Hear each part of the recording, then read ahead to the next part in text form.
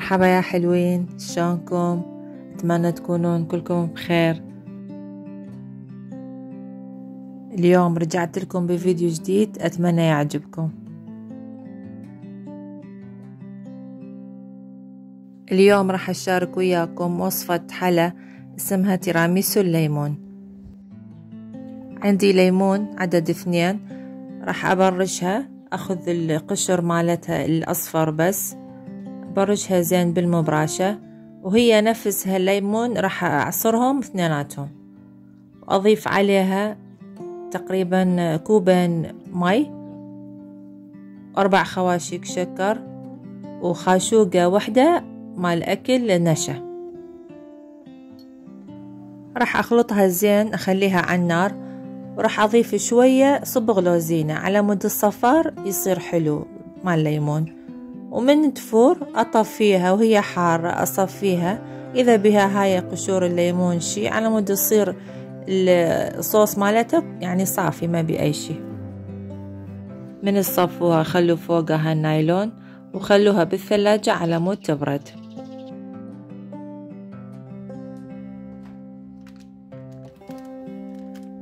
هسه راح أسوي الكريمة. خليت علبة واحدة كريمة تخفق، وظرف 1 كريم شانتيه، و3 خواشيك شكر أكل، ونص كوب حليب، وظرف 1 فانيلا. نخفقها زين إلى أن يعني يجي تثخن تصير كريمية.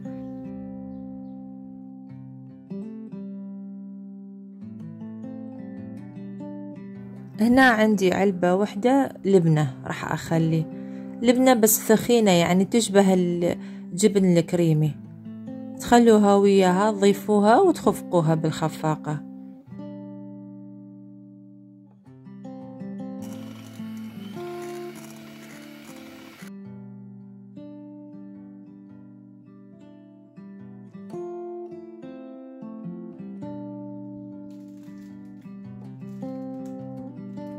لهذا الحلا لازم تخلون ليدي فينجر اللي هو أصابع الست، متوفر بالماركتات.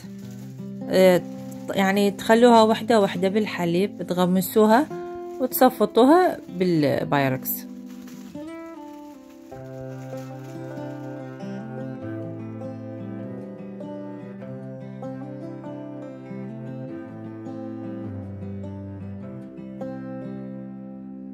خلوا بين طبقة وطبقة، يعني طبقة كريم وطبقة فينجر، أخير طبقة خلوا صوص الليمون.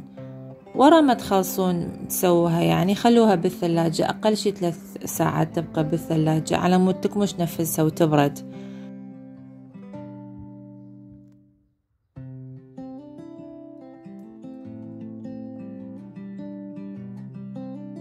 التيراميسو هي أصولها إيطالي، وحلا كلش طيب بالأخص بالصيف إذا سووها، واللي يحب نكهة الحموضة والحلاوة تكون سوية. جربوها كلش راح تعجبكم.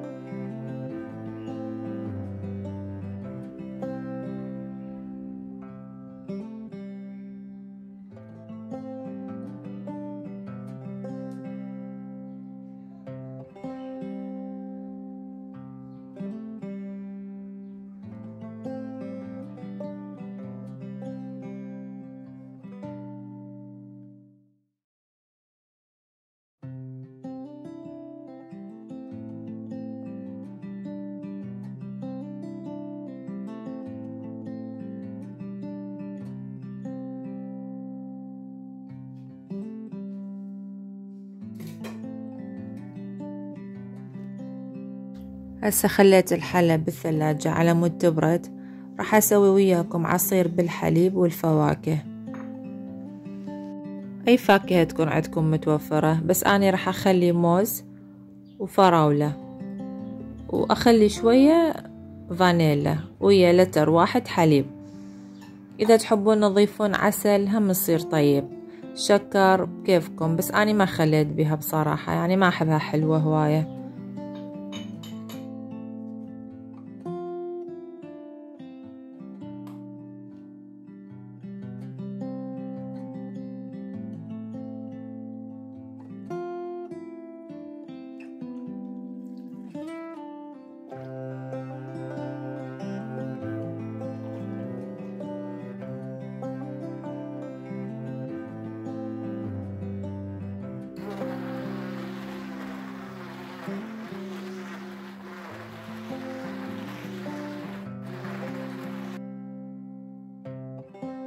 هنا عندي صوص الفراولة، إذا تحبون تزينون الجلاس مالتكم وتخلون عليها العصير. بصراحة أنا على طول أخلي ثلج وياه، أو أجمد الفواكه أخذها مجمدة وأستعملها للعصير، بس هالمرة كنت شوية مريضة فما قدرت أشربه كلش بارد.